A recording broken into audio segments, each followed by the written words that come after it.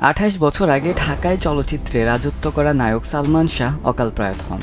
তিনি কি দেখেছেন ছেড়ে যাওয়া ভক্ত ও অনুরাগীরা কি গভীর শ্রদ্ধা আর নিখাদ ভালোবাসায় স্মরণ রেখেছে তাকে? এ প্রশ্নের উত্তর কারো জানা নেই। তবে তিনি বেঁচে থাকবেন কিয়ামত থেকে কিয়ামত, তুমি আমার, অন্তরে অন্তরে, বিক্ষোভ, প্রেমযুদ্ধ, দেনমোহর, স্বপ্নের ঠিকানা, আঞ্জুমান, বিচার হবে, এই ঘর এই সংসার, স্বপ্নের পৃথিবী, সত্যের মৃত্যু নেই, জীবন সংসার, মায়ের অধিকার, চাওয়া থেকে পাওয়া, আনন্দ অশ্রুর মতো ব্যবসা সফল চলচ্চিত্রের ভেতর নিজ অভিনয় গুণে বেঁচে থাকবেন ভক্তদের অন্তরে। সোহানুর রহমান সোহানের হাত ধরে চিত্রনায়িকা মৌসুমীর বিপরীতে কিয়ামত থেকে কিয়ামত চলচ্চিত্রের মাধ্যমে চলচ্চিত্র জগতে আসেন তিনি 90 দশকের একেবারে গোড়ার দিকে।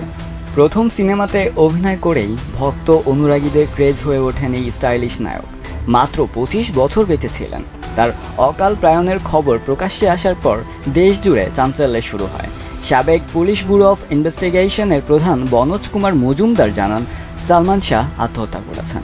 তাকে খুন করা হয়নি। চিত্রনায়িকা শাবনূরের সঙ্গে বেশ ভালো সম্পর্কের কারণে স্ত্রী সামিরার সঙ্গে দাম্পত্য কলহ থেকেই আত্মহত্যা করেছেন এ নায়ক। এদিকে সালমান শাহর প্রয়াণ দিবসের সামনে এলো নতুন তথ্য। একটি বেসরকারি টেলিভিশনের এক সাক্ষাৎকারে এই নায়কের মা নীলা চৌধুরী মামলাটি পুনরুজ্জীবিত করে ফের ছেলে হত্যার বিচার দাবি করে বলেন, সালমান শাহ আত্মহত্যা করেনি। ভারত থেকে এজেন্ট এনে পরিকল্পিতভাবে হত্যা করা হয়েছে।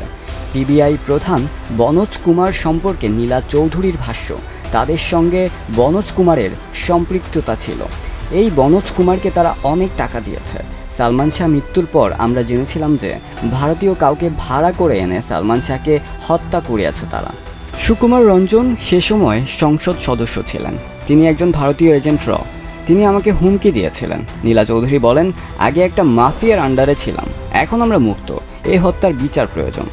আজিজ মোহাম্মদ ভাইকে দেশে ফিরিয়ে আনা হোক। সামিরার বিষয়ে তিনি বলেন, সামিরা 3টি বিয়ে করল। সে যে খারাপ তা প্রমাণ হয়ে গেছে। একটি ঘরে থাকতে পারেনি সে। তার বাবাও অনেক কিছু করেছে, ইদানিং তাদের দেখা যাচ্ছে না।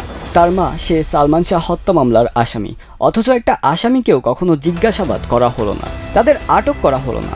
হত্যা মামলার আসামি হলে তো সঙ্গে সঙ্গে আটক করা হয়, এরপর আইন যা বলবে তাই হবে, কিন্তু তা হয়নি।